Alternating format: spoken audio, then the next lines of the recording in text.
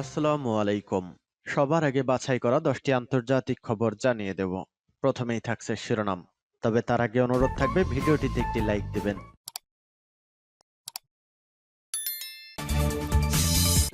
জানিয়ে দেব সর্বশেষ আপডেট আন্তর্জাতিক সংবাদ। শুরুতেই শিরোনাম। ইউক্রেনের ড্রোন হামলার ভয়ে রাশিয়ার বিমান ওড়া বন্ধ। শীর্ষ জেনারেলকে বরখাস্ত সেনাবাহিনীকে যুদ্ধের প্রস্তুতির নির্দেশ কিমের। ভারতকে টেক্কা দিতে চাঁদের পথে রাশিয়া। ভয়াবহ দাবানলে তছনছ যুক্তরাষ্ট্রের হাওয়ায় মৃতের সংখ্যা বেড়ে ৫৫। পশ্চিম তীরের সব গভর্নরকে বরখাস্ত করলেন মাহমুদ আব্বাস। সর্বশেষ জানিয়ে দেব বেলারুশ পোল্যান্ডে উত্তেজনা বাড়ছে। এতক্ষণ শুনছিলেন সংবাদ শিরোনাম, এবারে বিস্তারিত। আজকের সংবাদ সম্পর্কে আপনার মূল্যবান মতামত কমেন্ট করে জানিয়ে দিন কোন স্থান থেকে আমাদের সংবাদ শুনছেন এবং দেখছেন। ইউক্রেনের ড্রোন হামলার ভয়ে রাশিয়ার বিমান ওড়া বন্ধ। গত কয়েক সপ্তাহ ধরে রাশিয়ায় ঘন ঘন ড্রোন হামলা চালাচ্ছে ইউক্রেন। এমনকি দেশটির বিমানবন্দরগুলো লক্ষ্য করেও বেশ কিছু হামলা চালানো হয়েছে। এবার সেই ড্রোন হামলার ভয়ে রাশিয়ার দুটি বিমানবন্দরের কার্যক্রম স্থায়ীভাবে বন্ধ করে দেওয়া হয়েছে। রাশিয়ার রাষ্ট্রীয় সংবাদ মাধ্যম আরআই এর প্রতিবেদন মতে শুক্রবার মস্কোর ভনুকোভো ও কালুগা বিমানবন্দরের আকাশসীমা সাময়িকভাবে বন্ধ করে দেওয়া হয়। স্থগিত করা হয় বিমানের অবতরণ ও উড্ডয়ন। বিমানবন্দর কর্তৃপক্ষ এক বিবৃতিতে বলেছে, বিমানবন্দরের নিয়ন্ত্রণের বাইরে থাকার কারণে ভানুকোভোতে বিমান অবতরণ ও উড্ডয়নের ওপর অস্থায়ী নিষেধাজ্ঞা জারি করা হয়েছে। নিরাপত্তার কারণে কিছু ফ্লাইটকে মস্কো এভিয়েশন হাবের অন্যান্য বিমানবন্দরে পাঠানো হয়। কালগা বিমানবন্দরেও একই ধরনের পদক্ষেপ নেওয়া হয়। বিমানবন্দরটি মস্কো থেকে প্রায় ১৫০ কিলোমিটার দক্ষিণ পশ্চিমে অবস্থিত। অবশ্য রুশ বার্তা সংস্থা তাস জানিয়েছে, পরে দুটি বিমানবন্দরের কার্যক্রম স্বাভাবিক হয়েছে, ফ্লাইট ওঠানামা করছে। তবে এদিনই মস্কোর মেয়র রাশিয়ার রাজধানীর দুটি ড্রোনকে গুলি করে ভূপাতিত করার কথা বলা হয়। যদিও ভূপাতিত ড্রোনের ঘটনা ও দুটি বিমানবন্দরে বন্ধের মধ্যে কোনো যোগসূত্র আছে কিনা তা নিশ্চিত করা হয়নি। সাম্প্রতিক সপ্তাহগুলোতে মস্কো ও এর আশেপাশের এলাকায় বেশ কয়েকটি ড্রোন হামলা হয়েছে। এসব হামলার জন্য রাশিয়া ইউক্রেনকেই দায়ী করেছে। বৃহস্পতিবার রুশ কর্মকর্তারা বলেছিলেন, রাশিয়া বৃহস্পতিবার ১৩টি ইউক্রেনীয় ড্রোন ভূপাতিত করেছে, যেগুলো মস্কো ও ক্রিমিয়ার বৃহত্তম শহরে হামলা চালাতে চেয়েছিল।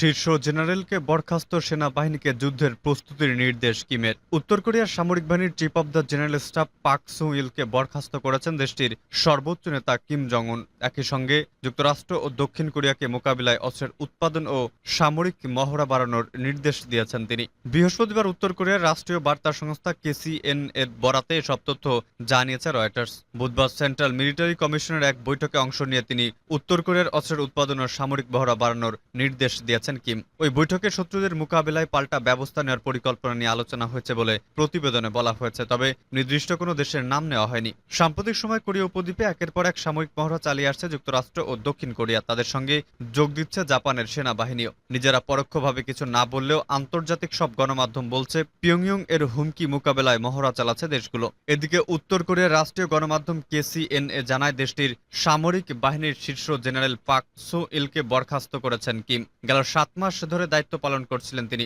ওই পদে এরই মধ্যে জেনারেল রি ইয়ং গিলকে নিয়োগ দেওয়া হয়েছে বলেও উল্লেখ করেছে গণমাধ্যমটি। ইয়ং গিল এর আগে পরমাণু শক্তিধর দেশটির প্রতিরক্ষা মন্ত্রী এবং সেনাবাহিনীর শীর্ষ কমান্ডার হিসেবে দায়িত্ব পালন করেছেন।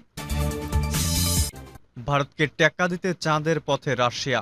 ভারতীয় মহাকাশ গবেষণা সংস্থা ইসরোর চন্দ্রযান-৩কে নিয়ে যখন আলোচনা থামছে না, তখন চাঁদের এই দৌড়ে সামিল হয়েছে রাশিয়াও। ৫ দশক পর তারাও চাঁদে নিজেদের ল্যান্ডার পাঠাচ্ছে। শুক্রবার রাশিয়ার মহাকাশ গবেষণা কেন্দ্র থেকে চাঁদের উদ্দেশ্যে পাড়ি দিয়েছে রাশিয়ার লুনা 25। তারও গন্তব্য চাঁদের দক্ষিণ মেরু। এদিকে চাঁদের দক্ষিণ মেরুর দিকে এগোচ্ছে ভারতের চন্দ্রযান-৩। রাশিয়ার দাবি, চন্দ্রযান-৩ এর সঙ্গে প্রায় একই সময় চাঁদে নামার কথা তাদের ল্যান্ডারেরও। সেক্ষেত্রে কে দক্ষিণ মেরুতে আগে পৌঁছায়, কার অভিযান সফল হয়, তা এরই মধ্যে প্রতিযোগিতার আবহ তৈরি করে ফেলেছে। গত ১৪ জুলাই চাঁদের উদ্দেশ্যে পাড়ি দিয়েছিল ইসরোর চন্দ্রযান। তার ২৮ দিন পর রাশিয়ার ল্যান্ডার উৎক্ষেপিত হলো। উৎক্ষেপণের দিন ৫-এর মধ্যেই চাঁদের কক্ষপথে পৌঁছে যাবে লুনা 25। পরিকল্পনা অনুযায়ী এটি চাঁদের দক্ষিণ মেরুতে নামার কথা আগামী ২৩ আগস্ট। ওই দিনেই চন্দ্রযান-৩ ও চাঁদের মাটিতে নামতে পারে।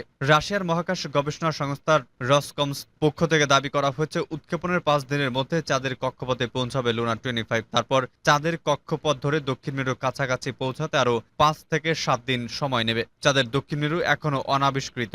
এর আগে পৃথিবী থেকে চাঁদে যত অভিযান হয়েছে সবই উপগ্রহটির উত্তর গোলার্ধে।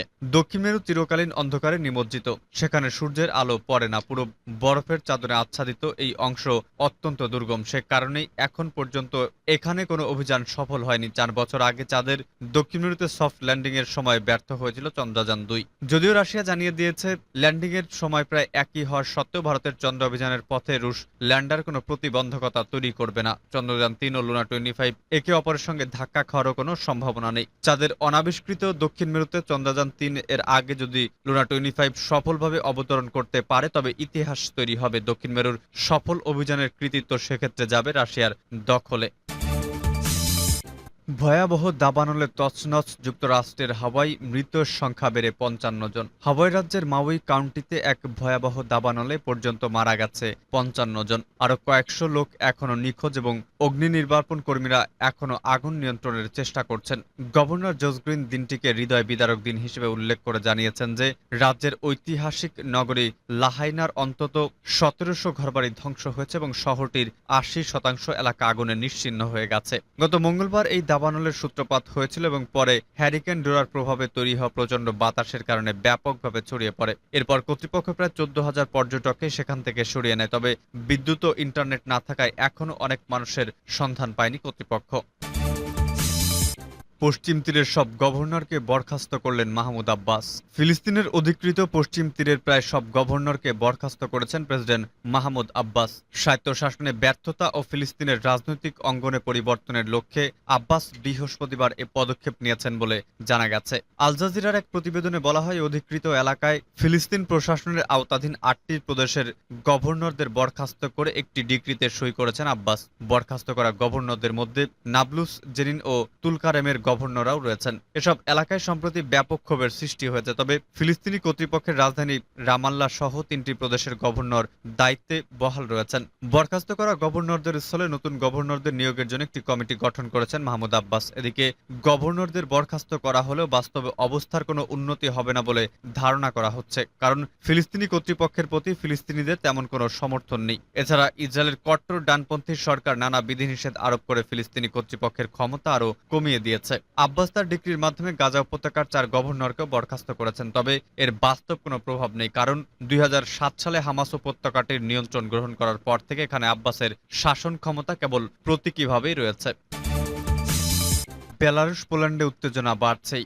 বেলারুশ এবং পোল্যান্ডের মধ্যে উত্তেজনা বাড়ছেই। সম্প্রতি বেলারুশের 2টি সামরিক হেলিকপ্টার সীমান্ত অতিক্রম করে পোল্যান্ডের ভেতরে প্রবেশ করেছে বলে অভিযোগ ওঠে। এরপরেই পোল্যান্ড সরকার তাদের সীমান্তে 10,000 অতিরিক্ত সৈন্য প্রেরণ করেছে। পোল্যান্ড বলছে রাশিয়ার ভাড়াটে সৈন্যবাহিনী ও ওয়াগনার গ্রুপের যোদ্ধারা বেলারুশে অবস্থান করছে। তারা সীমান্তের দিকে অগ্রসর হচ্ছে। রাশিয়ার ওয়াগনার গ্রুপের বিদ্রোহ ব্যর্থ হওয়ার পর 6 সপ্তাহ আগে বেলারুশের প্রেসিডেন্ট আলেকজান্ডার লুকাশেঙ্কোর মধ্যস্থতায় এই বাহিনীর যোদ্ধাদের বেলারুশে পাঠিয়ে দেওয়া হয়। তখন থেকেই লুকাশেঙ্কো সতর্ক করে